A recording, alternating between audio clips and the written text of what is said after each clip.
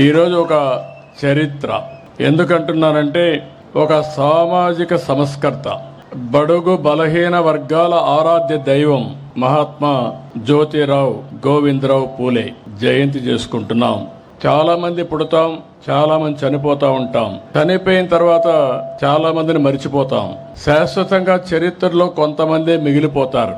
ఈ రోజు చూస్తే ఏప్రిల్ 11, 1827 మహారాష్ట్రలో పూణేలో జన్మించినటువంటి పూలే గారు 2 ఏళ్లలో 200 సంవత్సరాలు జయంతి జరుపుకుంటాం.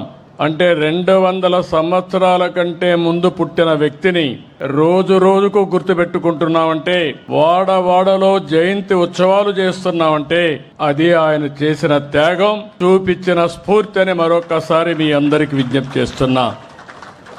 అందుకే మనిషి జీవితం అనేది శాశ్వతంగా సమాజం గుర్తుపెట్టుకునే విధంగా, మనకు తోచిన విధంగా మనం కూడా ముందుకు పోవాలి. అలాంటి స్ఫూర్తి ప్రదాత పూలే గారని చెప్పి కూడా నేను మీకు తెలియజేస్తున్నా. ఆయన కూడా ఒక పేద కుటుంబంలోనే పుట్టాడు. సమాజ సేవతో అనునిత్యం ఆయన చేసిన పనులన్నీ కూడా మనం చూస్తే ఒక మహానుభావుడిగా మిగిలిపోయారు. అదే మాదిరిగా పేదలు, బడుగు బలహీన వర్గాలు, దళితుల హక్కుల కోసం పోరాడిన నేత పూలే గారు. ఈ రోజే మనం చూస్తున్నాం, చాలా మంది పేదవాళ్ళుగా ఉన్నారు. ఇప్పటికి కూడా వాళ్ళని గుర్తించి మనుషులు లేని సమస్యలో ఆడబిడ్డలు మిమ్మల్ని చదువుకోవడంలో ఇప్పుడు కూడా వెనకబడ్డున్నారు. మన రాష్ట్రంలో అయితే మొట్టమొదటిసారి మహిళలు చదువుకోవాలని ఆలోచించి మహిళా యూనివర్సిటీ పెట్టిన వ్యక్తి నందమూరి తారక రామారావు గారు.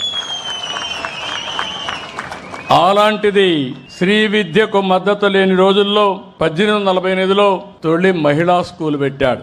ఆ రోజుల్లో భార్యను చదివించి దేశంలోనే తొలి మహిళా అధ్యాపకురాలుగా చేసిన వ్యక్తి పూలే గారని చెప్పి కూడా నేను మీకు తెలియజేస్తున్నా.